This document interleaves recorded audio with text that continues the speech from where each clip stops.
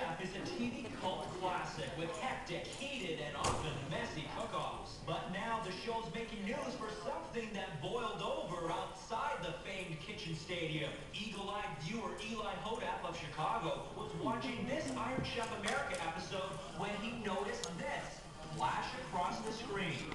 Just for a second, it went red. Did you see it? When Eli slowed it down, frame by frame, it turned out to be this McDonald's logo, sandwiched in the Food Network show. McDonald's is an Iron Chef sponsor, but the Food Network and McDonald's say they weren't trying to broadcast a subliminal message. Ads so short they're only seen by the subconscious. It's a flash frame that came up at the wrong time, but it's definitely not subliminal advertising. I love it when they have to come on TV and be like, yeah, what you saw was just not what it's whatever. I do editing, and in your editing, your little frame does not fall off your computer screen into the show that you're editing. That's ridiculous. So they're starting to use this thing. How many of you have heard of a little television show called Smallville? Okay. Here is a subliminal advertising in Smallville.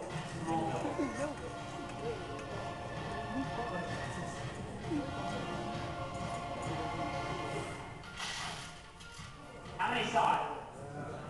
What did it say? Yeah, some of you have quick eyes. So you slow it down, it's a whole sprint ad. Your mind is picking this up at 1/32 of a frame. It's incredibly fast. And I actually didn't believe this. I didn't believe this was it. So I actually got this and slowed it down myself. And yep, sure enough, it was right there. So here's this clip that I'm going to show you. These are two executive advertisers from New York City who use these tricks on a daily basis. So what Darren Brown is going to do here is he's going to take these two executives and he's going to sit them down and he's going to subliminally advertise to them. Because they know how it works, they know what it's doing, and he wants to see, will it work on them even if they know how this whole thing works, okay? So I'm skipping the whole beginning just because of time. And he's just going to start in on explaining to him what he wants to do. Thank you so much for coming out and doing this. Let me get down to explaining what this afternoon's about. I'm going to ask you, in the space of about 20 minutes, to come up with a kind of an advertising campaign, a poster for a product, which I'll tell you about. Okay? And it's a chain of stores, and your job is to come up with the name of the stores. Some sort of strapline or slogan for that. The idea of only giving you 20 minutes, it's really important that you go with the very first things that come into your head and not giving you too much time to think about it. So it's a kind of an instantaneous thing when it comes out. So while you do that, we're going to leave you alone, and then we'll come back and see how you've done. I've also got some of my own ideas here, which I'll ask you to hang on to that, and we'll look at those later on as well and see how that goes. Any questions? So three things. Three things. Store, campaign. The store, the campaign, and the product. You also need to know what the product is. I can tell you what the product is. This is what the store is selling. Okay, so it is a chain of taxi journey stores, and you're going to come up with the campaign. Did you get this in customs? Just about, yeah. I've been into this since I was 3 years old. So I'm really interested to see what you come up with. All right, we're going to leave you for about 20 minutes to do that, and I will see you in a bit. And I'll just, I'll pop that under the record. If you can keep half an eye on that, and we'll come back to that later. Okay.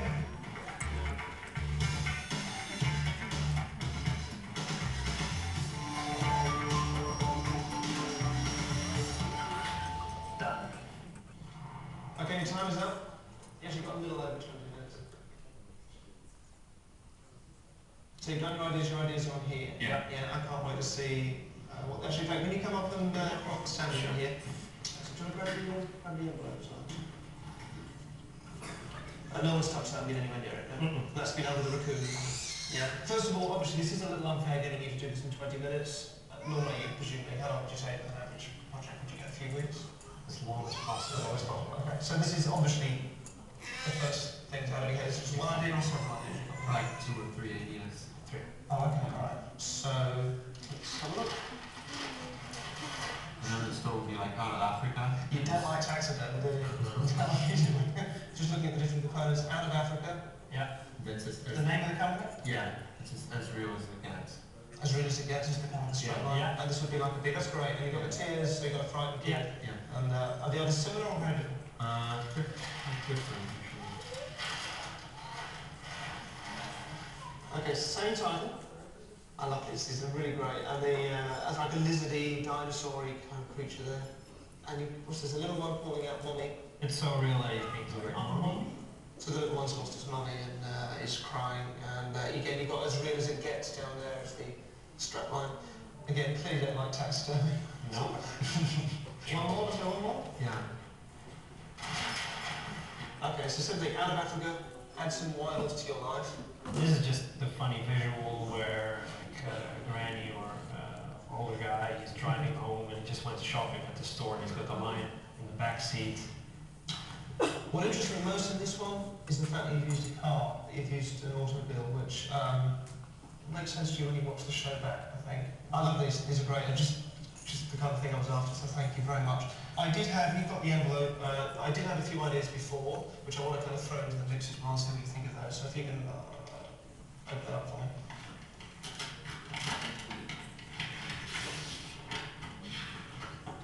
Cool. So, Should we show it? yeah. So by no means spot on. Actually, I'll put this up here. So out of Africa, that's great. You've got that spot on. As real as you like. I've got here, but as real as it gets, which is pretty close. And you've gone for the lizard dinosaur creature later on in other pictures. It's but the you've second gone, one. Yeah. yeah, you've gone for the crying thing here, and you went for Mommy. Very similar. yeah, it's very similar. It feels like all the components are here. All the components from your different pictures are in this. Polar bears as well. Do you get polar bears at all? Yeah, same than the last one actually. Yeah. Is that over there? No, we never showed because we Where that one? That was gonna be a polar bear. So you've got, all right, yeah, that is a terrible polar bear. But, interestingly, the fact that you weren't able to draw it, to me is interesting because, you know, I had polar bears to dinosaurs. On here, it's only a word, right? There is no picture, there's no visual. I'm not giving you a visual for polar bears, but you've written it. So if you knew the amount of expense and time and effort we've gone into making this work with you guys, you'd be flabbergasted. But for now, it's a real comfort to know you're as susceptible to subliminal persuasion as the rest of us. So thank you so much for your time. When you watch the show back, it will make glorious sense to you. For now, probably won't. Yeah. Thank you very much indeed. See you. Thank you. Thank you. Pretty impressive. You pretty much had like one piece of paper, all the ideas we went through in the past 20 minutes. Like the tagline as well. Pretty close. Wow. Weird. If you're wondering how I managed to predict what the advertising executives were going to come up with, just watch their taxi journey again.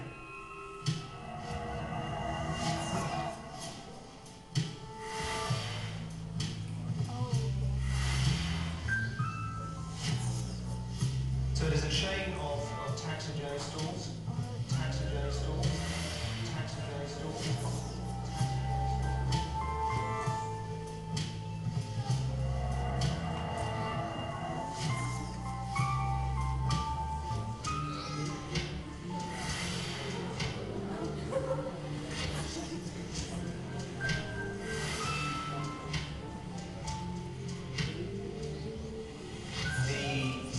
Some sort of strap line or slogan for them, as well as the actual images.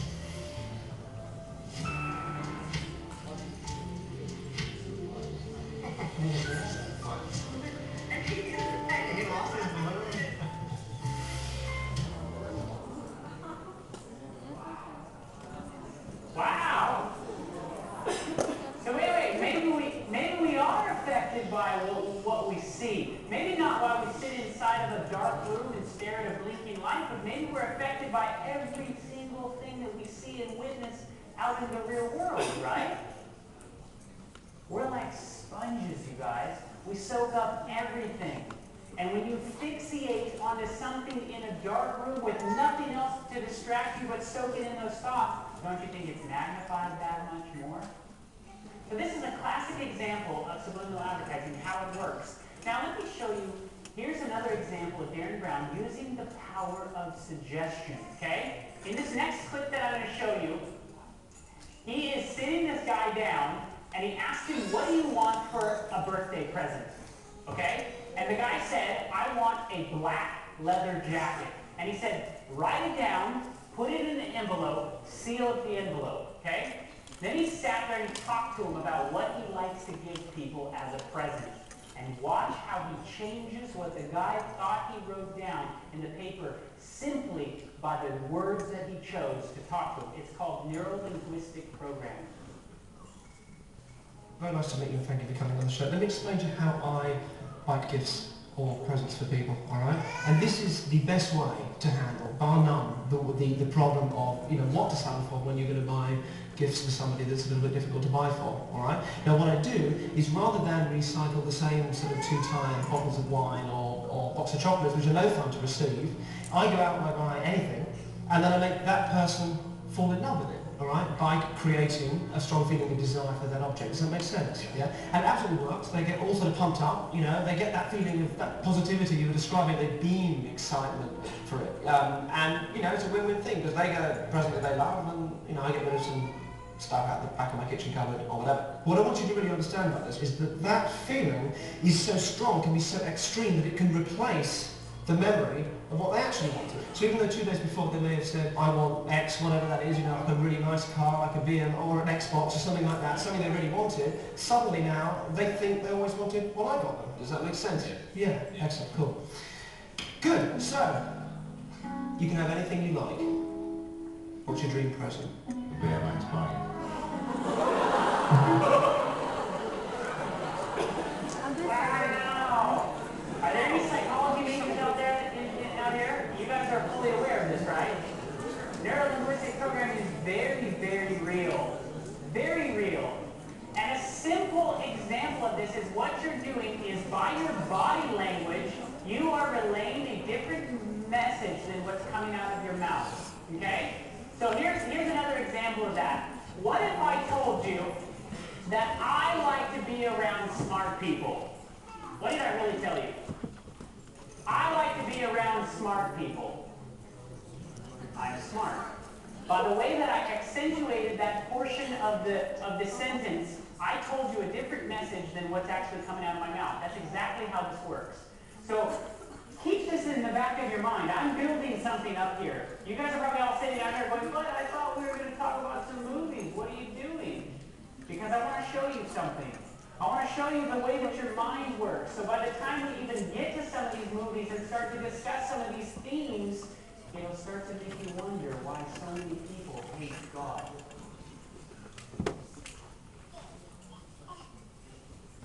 Fact. Households with a television, 99% of people have a television.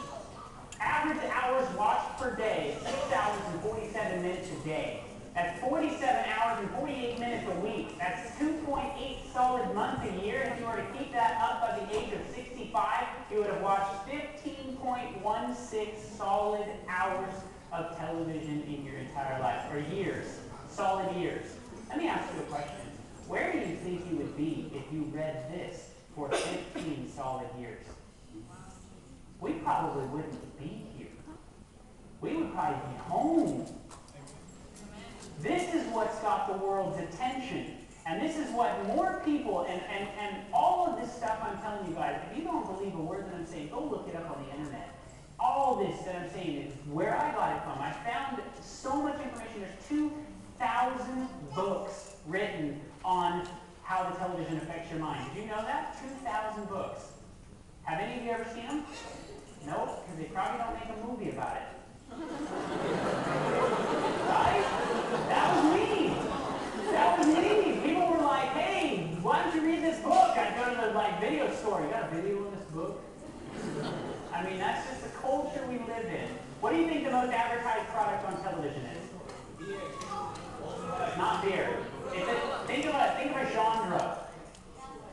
Fast food, I heard it. Fast food is the most advertised thing on television. What do you think America is suffering from?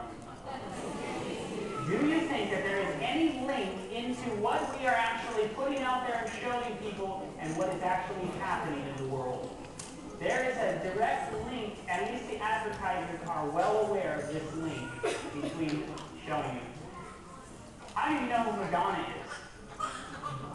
All right. Did you know Madonna, when she had her little daughter Lourdes, did not let her daughter watch television ever? Never, not even an ounce of it. Here she is on Larry King Live, and I heard Larry King's coming here in like a week or two. You should ask him about this when he comes. But how do you not? Your child is pleading for something. Because you have to, you have to have discipline. You have to teach them discipline. You have to show them who's in charge. If you give in to them every time, they're going to run your life. Come on, Larry. Isn't it hard not to, though? Especially when you get a little old. I don't know. Listen, I'll give in when she says she wants a piece of sugarless gum, okay? Then I'll say yes. But, you know, she can't watch TV, and, She can't watch TV? No. She won't be watching this interview. Why can't she watch? She can't watch. Because I don't want her to get addicted to it. Kids get addicted to it. They become mesmerized. No, there's no Barney in her life. No Barney? No. Someone who has made their entire living off of the television. And literally, this woman is not doing this because of any religious conviction whatsoever. She just knows the power that the television holds over people.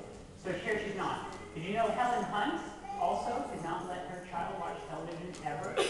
Tell me about your daughter. She's close to 4, is that right? 3 and a half? 4, very soon. Yeah. How do you have a big birthday planned for her? What do you do for the birthday?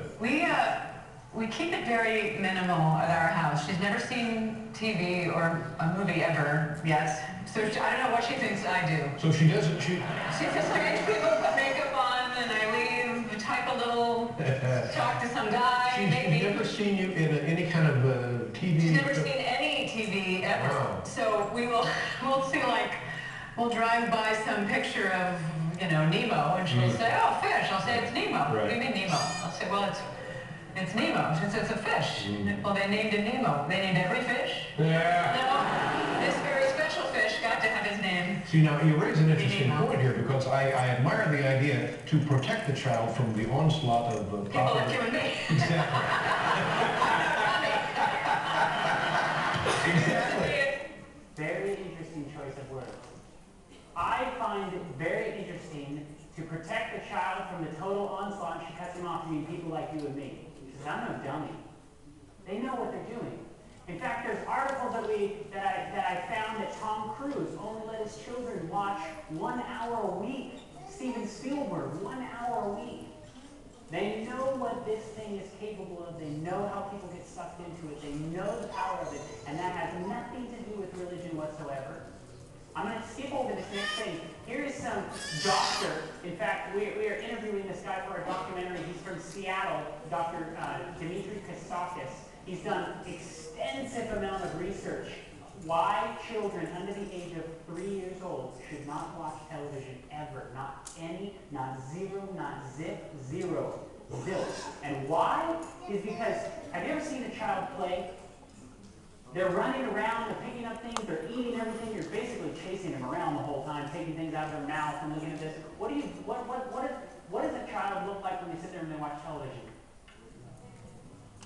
Right? They don't move. A child has to move to find out what's up, what's down, what's hard, what's soft, what's light, what's dark, what does this taste like, what does this do? Because our brains are created with neuroconnectivity at the early age of 0 to 3. So many neurons are produced inside of your brain to make those pathways. And guess what? When you're about 3 years old, your brain sends out a chemical inside your brain. Whatever neurological pathways you have not made, your neurons are dissolved. And so all of a sudden, you wonder why we have this thing called attention deficit disorder. A problem paying attention?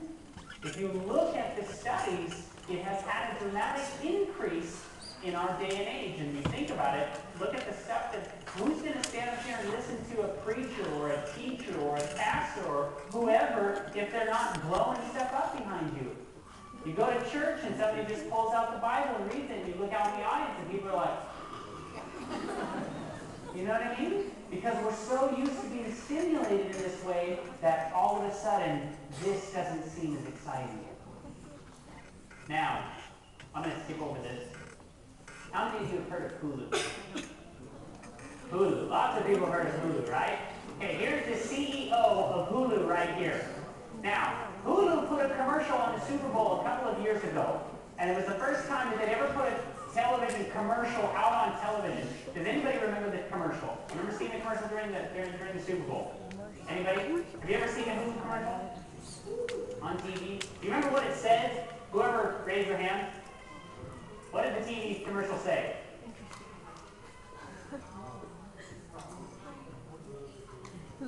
Did you hear that? Okay. He said how they're sucking out your brain and they're aliens and they want to eat it. Just watch this. He's talking about the first time that they ever put this commercial on the Super Bowl and what it did to their company. Okay? How much their company grew after 60 seconds of putting their TV commercial on. Money well spent? It was very well spent. That spot ran in the fourth quarter of the Super Bowl, which was, we made excuse the pun, a game time decision when we saw the rough cut to go buy 2 30-second spots because that was a 60-second spot. And the only inventory that was left was in the fourth quarter. And obviously, you hope that the game is close. You hope that people are still tuned in the fourth quarter. Fortunately, that was the highest rated portion of the entire Super Bowl. And if you take a look at where Hulu was 3 weeks after the Super Bowl, Hulu.com, versus where it was in the week prior to the Super Bowl, our business grew 49%. So after the halo of the Super Bowl, we were up 49%, and it's grown since then. So, and we've had other spots that have rolled out in March and April, but TV advertising works. It works really well, and we're spending millions of dollars on it to promote, ironically, an online brand. Double his business in 60 seconds. That is the power of an advertising commercial. It's amazing how much we are truly affected by what we see. And here's the commercial that's put on there. And I have a serious question. As we start to shift gears here, how many of you people think Hollywood is aware of what they're doing to the population? Almost everybody in the room. Here's the Hulu commercial. Hello, Earth. I'm Alec Baldwin, TV star. You know, they say TV will rot your brain. That's absurd. TV only softens the brain, like a ripe banana. You know, the next time someone says TV rots your brain, laugh. Laugh hard. That laughter would force our televised intoxicants deep into your cerebellum, slowly rotting it into a quivering blob of tapioca. Parents were right, your teachers were right, even that creepy scoutmaster with the tight brown shorts was right. TV is slowly rotting your brain and turning it into a slimy, gooey, mushy blob of pudding, and there's nothing you can do about it. See? I just told you what was happening, and you're still watching TV. Amazing. I'm Eliza Dushku, star of the new show Dollhouse. It's a potent blend of twisty plot lines and insane action that'll keep your eyes glued and your brain rotting, as your high school teacher used to say. Mushy mush. And the best part is there's nothing you can do to stop it. I mean, what are you going to do, turn off your TV and your computer? Now that we're beaming TV shows to your lab-based computing boxes for free, 24/7, they're finally rotting your brains, just like Mom promised they would. So keep watching. The sooner your brains have percolated into bubbly, cheesy goo, the sooner we can slurp them through your ear canals and pass them through our lower intestines. Because we're idiots. And that's what we do. Hulu, an evil plot to destroy the world. Enjoy.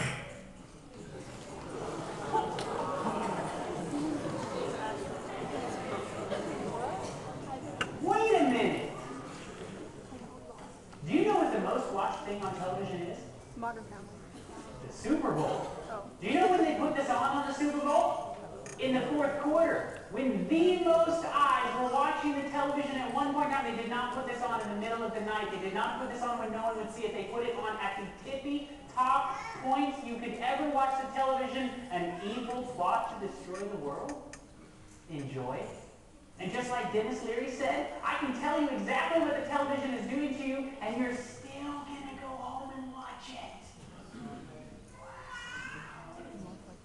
That's confidence. That is how confident the devil is in how he uses this for his advantage. Most people are completely unaware of the effect that this thing has on people.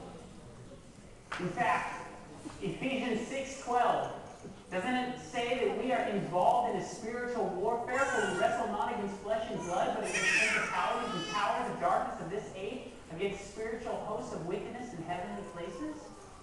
We know that there's a spiritual war going on out there.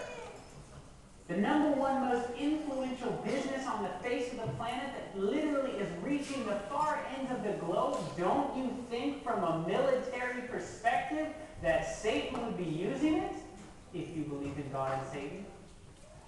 Why wouldn't he? It's one of the most effective things to promote a message ever. You know, more people spend more time watching television than you do reading your Bible. How hard is it to read your Bible for 2 hours? How easy is it to plug in a movie and watch a movie for 2 hours? Who are you spending your time with? What the world is feeding you, or what God is feeding you? As we move on into some of these themes in movies, and now if you do believe in a spiritual warfare, then this will make a lot of sense to you. Those of you that are sitting out here that don't believe in a spiritual warfare, maybe there's a lot of people in here that say, you know what, I don't believe in God and I don't believe in Satan and all this. I want you to really open your mind during this next section and look at this objectively. If there is not a God and there is not a Satan, why is Hollywood attacking God at such a high rate? And why are they glorifying Lucifer over and over and over again? And here's how they do it. It's called Gnosticism. They literally take God and they make God look evil, and they take Satan and they make Satan look good. And they do it over and over and over again in movies. So when you watch the movies, the hero or the protagonist of the movie is actually a representation of Satan. And the antagonist is actually a representation of God. So when you watch the movies, you psychologically vote for Satan and you hate on God. And they do it over and over and over again. And just like advertisements work, if they show you a bag of chips, you're not going to go out and go buy the latest bag of chips, but guess what? If they show you a bag of chips in a movie, then all of a sudden they put a bag of chips in the latest rap song, then they put a bag of chips on a magazine, then they put a bag of chips on the bus that drives by. Guess what? Chances are maybe you'll go buy that bag of chips. That's what they're doing. They're putting this idea in the music, in the movies, over and over and over again, that Lucifer is the hero and God is the bad guy. Paul Schroeder, he's a writer-director. This is what he says in an interview. I'm not in the business of validating people's preconceptions and stroking their mindset. I like to give them an hour and a half of diversion. I like to rock. I like to get in there and, not a very nice word, mess with their head. People have this mistaken notion that the Hollywood system has principles, morals, or values. It doesn't. So he's basically saying that it doesn't have principles, morals, and values.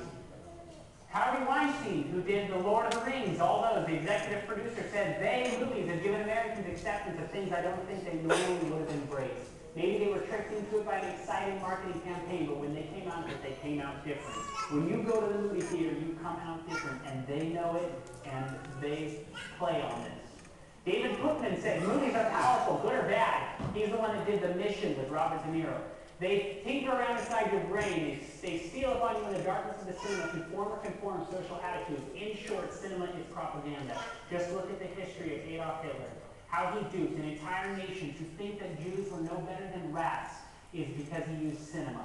We know that it works. We know that we can change the mindset of the general population simply by what movies we show them. And you can study that in history. How many people have seen this movie? Fight Club. Lots of people.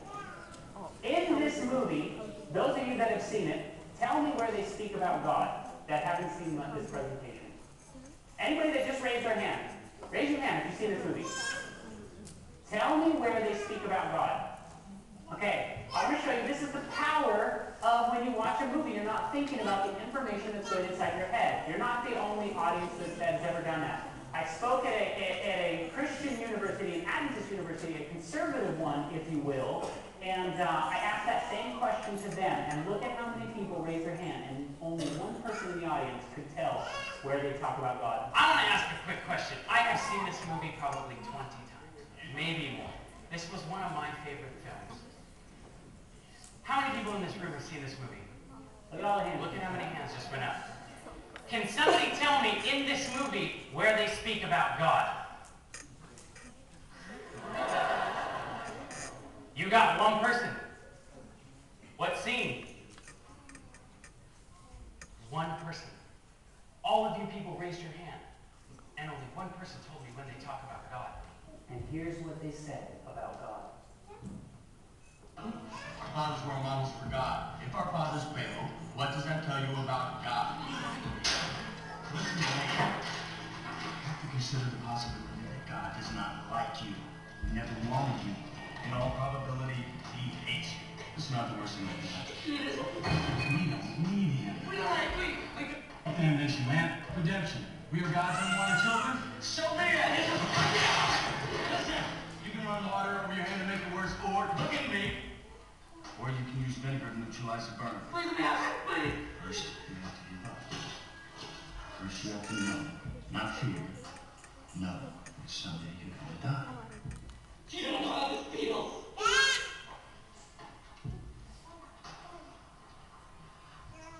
It's only after we've lost everything that we're free to do anything. Literally one of the most famous people that could have ever said that coming out of his mouth. You don't understand. People worship Brad Pitt. Worship everything he says.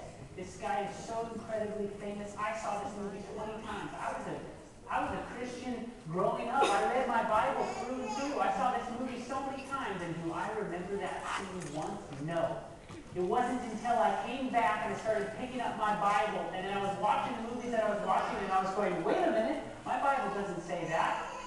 And all of a sudden, this happens over and over and over again. And I could stand up here literally for 5 hours. We have 12 different presentations with 12 hours of this stuff. Movie after movie after movie where they are attacking God. God hates you. You don't need God. We don't need God. God this, God that. Over and over and over again. It is mind-boggling. Romans 1:32, who knowing the judgment of God, they that which commit such things are worthy of death, not only do the same, but have pleasure in them that do them. Taking pleasure in somebody that actually is committing a sin, that's what's going on here. Because we're watching somebody else sin, you're going, hey, you know what? That's not me. I'm not doing that. That person's doing that. He killed that person. I just watched him do it. But guess what? If we take pleasure in it, we're worthy of that same judgment in the end of life. Grant's Run. We're doing a whole documentary on superheroes. We're kind of giving you little parts and bits to this whole thing. And this is a comic book called Justice League of America, where they put Superman and Batman and Wonder Woman and all of them together in the same thing. And this is the climax of the entire comic book, okay? Comic book movies are huge. They're some of the top blockbuster-making films right now, and there's so many comic book ones coming out. But I want to show you where they're going with this and how it relates to the Bible and how it relates to the end time. So here's some of the guys that write these are going to talk about what happens in the end of this whole comic series. The big climax to Grant's Run near the end of the 90s was World War III, which climaxed with every man, woman, and child on Earth temporarily inherited superpowers so that they could team up with the Justice League to fight off Armageddon from above. It was the most amazing sight. 6 billion people all rising from the Earth, all flying. Look up in the sky. It's 6 billion people.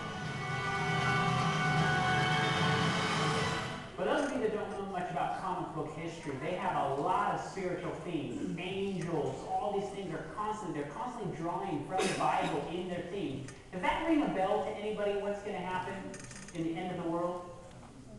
In Revelation, right? Revelation 20. In fact, I'll put it up on the board right here so you can read it. Revelation 27 through 9. When the entire world is being judged, it says in our Bibles that Satan will rally everyone else around. Everyone will be raised from the dead to be judged. Every single person on the face of the planet. And they will rally together to fight against the coming city in the sky. Okay? So Revelation 20, 7 through 9. And when the 1,000 years were loosened, when Satan has to sit here for 1,000 years and think about what he did, when it's loosened out of his prison, he shall go to the 4 quarters of the earth, Gog and Magog, to gather them together to battle, the number of whom is as the sand of the sea. And when they went up on the breadth of that earth and compassed the camp of the saints about that beloved city, fire came down from God out of heaven and devoured them. And that is when the whole judgment happens at that point. So this coming city in the sky that is coming to destroy humanity is what they're basically, their whole comic book series is ending up in this whole scenario. And everybody on Earth is going to fight against the coming sky. Now let me ask you a question. What do you think about the movies like Armageddon, Independence Day, 2012? All of these things that are coming to destroy humanity. And we as humans must band together to fight against something coming in the sky. What do you think they're gearing up for? Repetitiously, over and over and over again, they're making these movies to fight against this coming sky. And I'll show you how they're doing this. Transformers. How many of you have seen Transformers?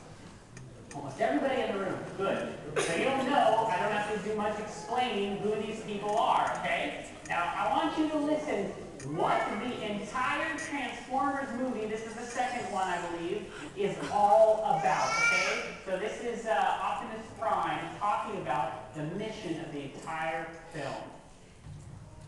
Before time began, there was the cube. We know not where it comes from, only that it holds the power to create worlds and fill them with life. That is how our race was born. For a time we lived in harmony, but like all great power, some wanted it for good, others for evil. And so began the war. Okay, so what was the information that was just told to you? There is a thing called the cube, right? And it's what gives life. We don't know where it comes from, so basically what he's saying is we don't know if it has a beginning, and it has the ability to create worlds and fill it with life. Let me ask you a spiritual question. Who, on the face of the world or the universe or whatever you want to call it, has the ability to create worlds and fill them with life, and we don't know where his beginning is from? Okay, so now you understand who the cube is, okay? So now, here is the whole mission of the war, is this. Freedom is the right of all sentient beings. You all know there's only one way to end this war. We must destroy the cube.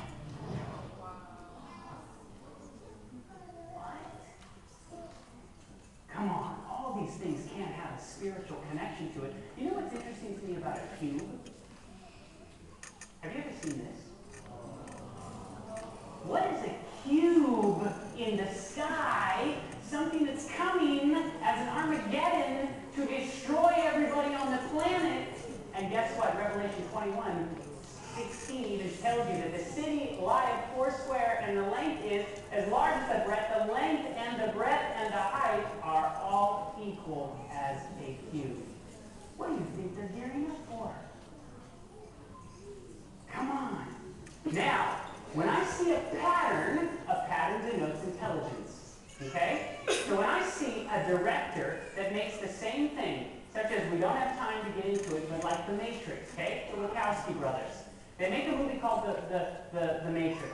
Then they make one called V for Vendetta, which both share incredible amounts of parallels to the Bible, okay? So right there, that tells me, guess what? These directors either have something against the Bible, or they have a reason why they're making the movies that they did. So one of the guys that made, Michael Bay, that made Transformers, also made the movie Armageddon, right? So here's what Armageddon's all about. We are faced with the very gravest of challenges. The Bible calls this day Armageddon, the end of all things. So the Bible even calls this day Armageddon. He even calls it straight out in the movie title. And yet, for the first time in the history of the planet, a species has the technology to prevent its own extinction. Do you comprehend what's going on here? For the first time, the human race has the ability to prevent its own extinction. Brothers and sisters, this entire Bible, what an amazing day and age we live in. Do you know that any single one of the patriarchs or the prophets that is inside of this book would have killed to be in the shoes that you're in right now? We have a history of how this entire war starts. We have the whole beginning, the war in heaven. We have all the prophecies. We have everything. We even have the manual on how this whole thing is going to end. We know exactly who's who, who's this, who's that. And my Bible tells me that there will be an extinction on those that are not on God's side. So we do not have the ability to prevent our own extinction. And when I see all these patterns of all these movies popping up all the time, you know, Thor, one of the comic book superhero ones that just came out the other day, or a few months back. Okay? This is just a trailer of the movie, right? Wait, before I start that, Thor is the hero, okay? He's supposed to be the protagonist, right? And you basically saw a flash of the whole thing, right? What does that look like?